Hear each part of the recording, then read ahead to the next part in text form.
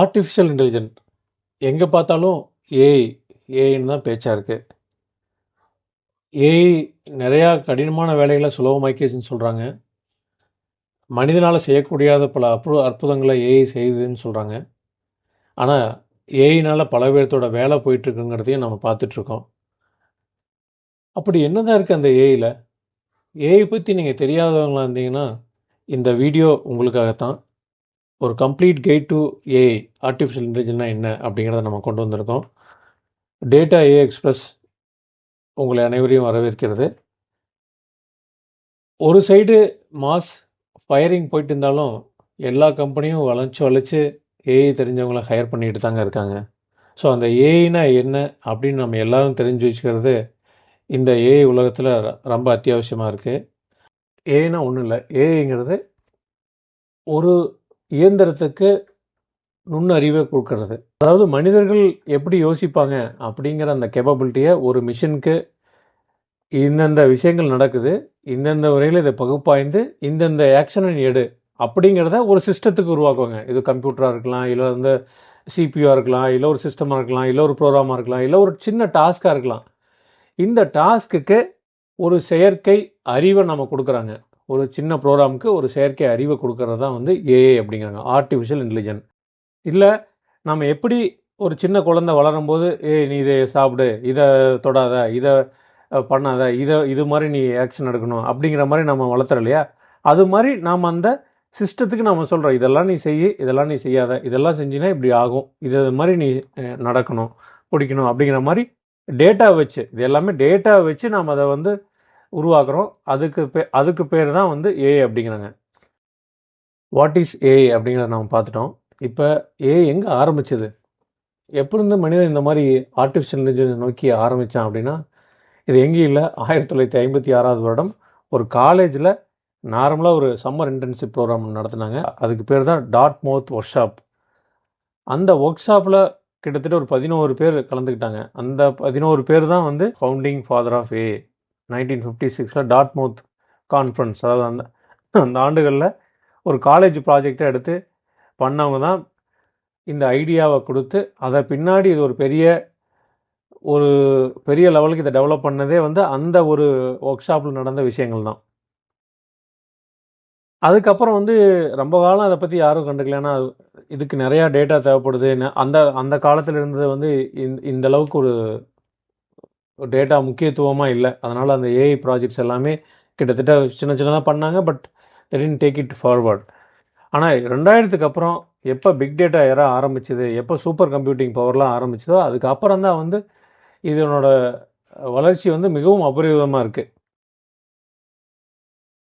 இப்போ ஏஐ வந்து நிறைய பரிமாணங்களை வளர்ச்சி பண்ணிருக்கு. அது என்னங்கிறத பார்ப்போம். ஃபஸ்ட்டு ஏஐ அப்படிங்கிறது ஒரு மனிதனோட இன்டெலிஜென்ஸுக்கு இணையாக ஒரு மெஷினுக்கு ஒரு ஆர்டிஃபிஷியலாக ஒரு இன்டெலிஜென்ஸை உருவாக்குறதுக்கான ஒரு முனைப்பு தான் வந்து ஏஐயோட உருவாக்கம். அதை நம்ம இப்போ பார்த்தோம்.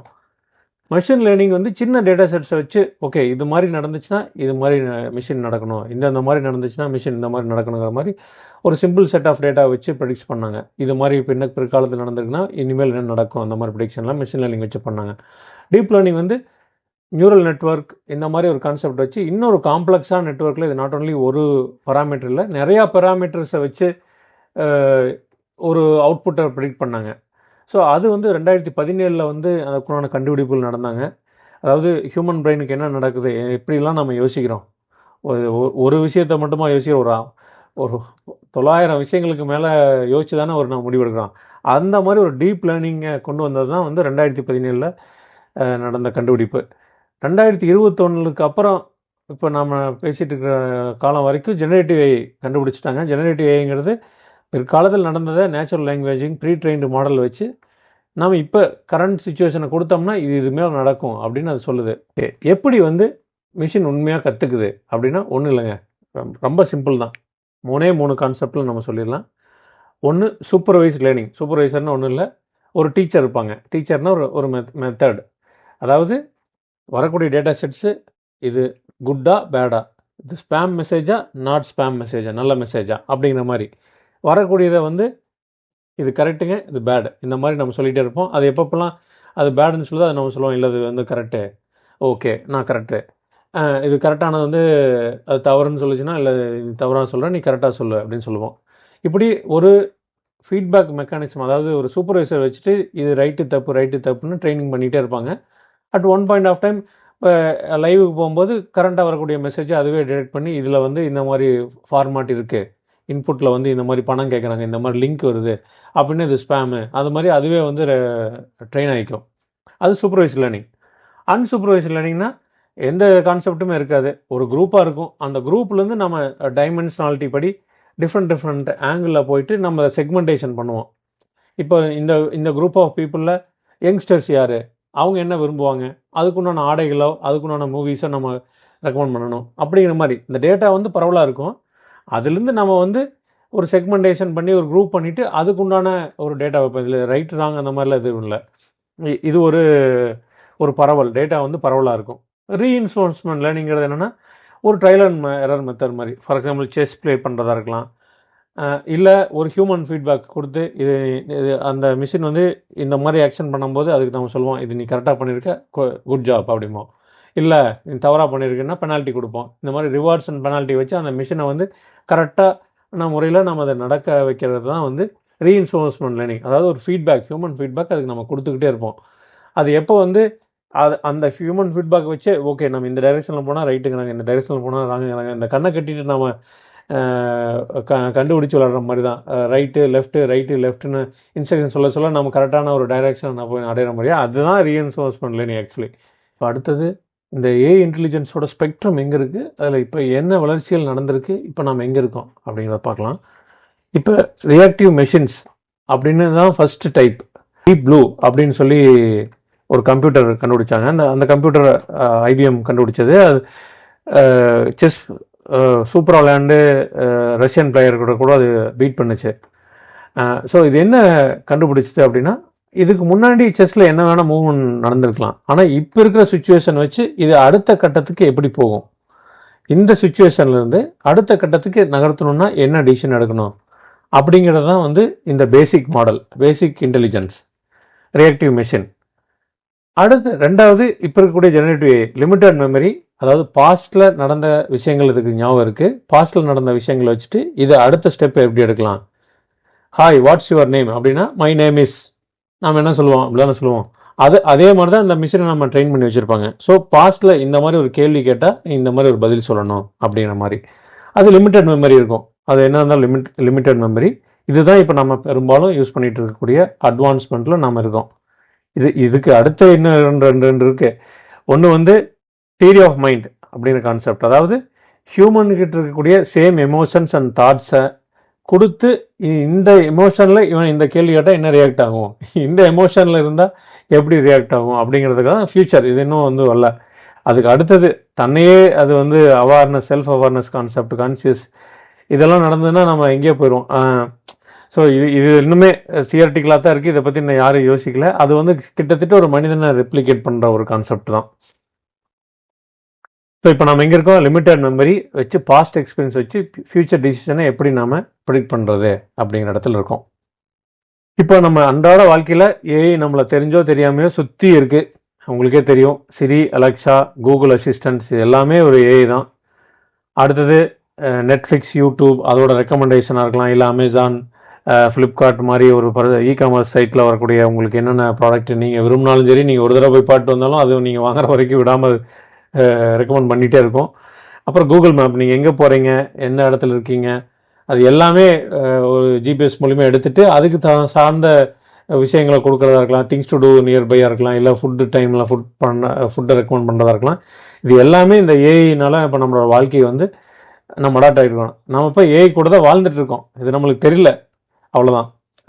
என்டையர் இண்டஸ்ட்ரியே வந்து சேஞ்ச் பண்ணிட்டு இருக்கு இல்லையா. டயக்னாசிஸ் டிசீஸ் பார்த்தீங்கன்னா இப்போ கேன்சர் டிடெக்ஷன் எல்லாம் முந்தி கஷ்டமாக இருந்தது. இப்போ அந்த pattern of blood cells and vitals வச்சுட்டே வந்து இந்த மாதிரி பிரச்சனை இருக்கும் அப்படிங்கிறது ஈஸியாக அதை ரெக்கமெண்ட் பண்ணுது. இதுக்கு இந்த மாதிரி பிரச்சனை இருக்குங்க, இதுக்கு இந்த ட்ரீட்மெண்ட் கொடுத்தீங்கன்னா இந்த மாதிரி இம்ப்ரூவ்மெண்ட் வரும்னு எல்லாமே இப்போ ஹெல்த் கேர்லேயே வந்து லேட்டஸ்ட் அட்வான்ஸ்மெண்ட் வந்துட்டுருக்கு. அப்புறம் ஆப்வியஸாக உங்களுக்கு தெரியும், பிட்காயின் இந்த மாதிரி ஃபினான்ஸ் இதுலேயே வந்து அல்கோ ட்ரேடிங்கிறாங்க. இந்த மாதிரி ப்ரைஸ் போச்சு, இந்த மாதிரி ஒரு பேட்டர்ன் போகுது, இந்த மாதிரி ஒரு கர்வ் வருது அப்படின்னா இங்கே வரும், இது பிரேக் அவுட் ஆகுது, ஸ்டாப் லாஸ் ஆகுது, அப்படின்னு எல்லா விதமான இன்ஸ்ட்ரக்ஷனுமே இப்போ நம்ம வந்து ஏஐ வந்து ட்ரெயின் பண்ணிட்டோம்னா அதுவே அந்த டிசிஷன் எடுத்துக்கும். Self driving car obviously Tesla வந்துருச்சு. டெஸ்லா அதுவே டிரைவர்லெஸ் கார்ஸ் இயங்குது அமெரிக்காவில். ஸோ அது எல்லாமே ஏஐயோட அட்வான்ஸ்மெண்ட் தான். அப்புறம் இப்போ பார்த்தீங்கன்னா அதுவே ஆடியோ, வீடியோ, மியூசிக்கு எல்லாமே ஏஏ ஃபாஸ்ட் பேட்டர்ன். அந்த நீங்கள் கேட்குற அந்த ப்ராம்ப்டை வச்சுட்டு அதுவே வந்து மியூசிக் கிரியேட் பண்ணிடும். உங்களுக்கு என்ன விதமான மியூசிக் கேட்குறீங்க, என்ன சீன் வேணும், எல்லாமே நம்ம சீனை சொல்லிட்டிங்கன்னா போதும் அதுவே ஒரு மூவியை கிரியேட் பண்ணிடும். ஸோ அந்த அளவுக்கு எல்லா விதமான தொழில்துறைகளும் இன்றைக்கி ஏஐனால அட்வான்ஸ்மெண்ட் ஆகிட்டுருக்கு. ஸோ இப்போ நீங்கள் என்ன பண்ணணும், ஆஸ் அ பர்சனாக நான் என்ன பண்ணணும்? இப்போ ஏஐயோட முக்கியத்துவம் வந்து ரொம்ப ரொம்ப கிரிட்டிக்கலாக இருக்குது. ஏன்னா ஏஐ ஜாப்ஸ் எல்லாமே யாருனாலையும் ஃபில் பண்ண முடியல. Every company is hiring AI people. அதுக்கு நிறைய டிமாண்ட் இருக்குது. நீங்கள் பண்ணக்கூடிய ஒர்க் வந்து நிறையா ஹியூமன் பண்ணக்கூடிய ஒர்க்கை வந்து ஆட்டோமேட் பண்ணும். கெரியர் க்ரோத் கண்டிப்பாக என்லெஸ்ஸாக இருக்குது இதில். ஆப்வியஸாக உங்களுக்கு டிமாண்ட் இருந்தாவே உங்களுக்கு சேலரியும் அந்தளவுக்கு இருக்கும்.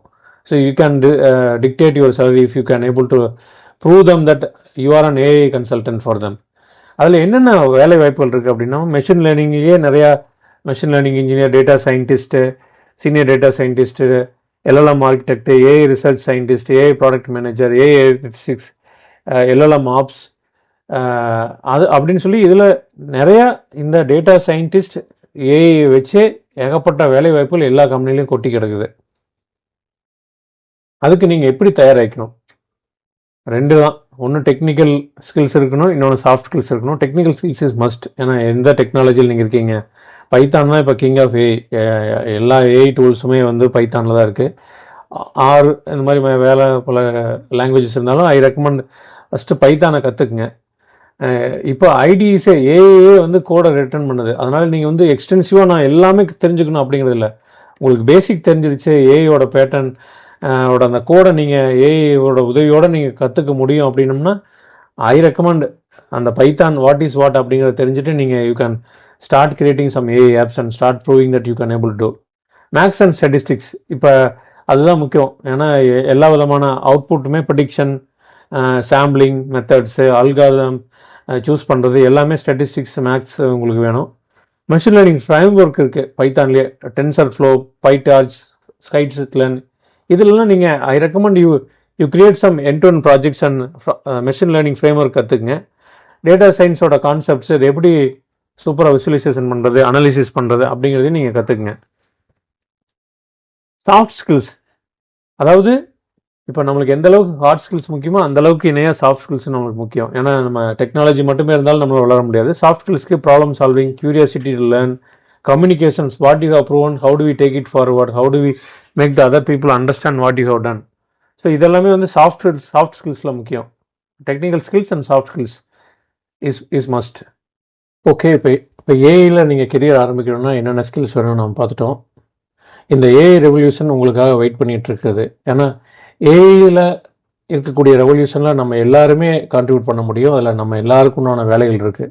இப்போ நம்ம ஏஐயில் நம்ம இது வரைக்கும் நம்ம புரிஞ்சது என்ன அப்படின்னா, ஏஐ எப்படி ஆரம்பித்தது, அது இப்போ எங்கே போயிட்டுருக்கு, இன்னும் எங்கே போக போகுது, அதில் எல்லாம் நம்மளுக்கு உண்டான வேலை வாய்ப்புகள் எப்படி இருக்குதுன்னு பார்த்தோம்.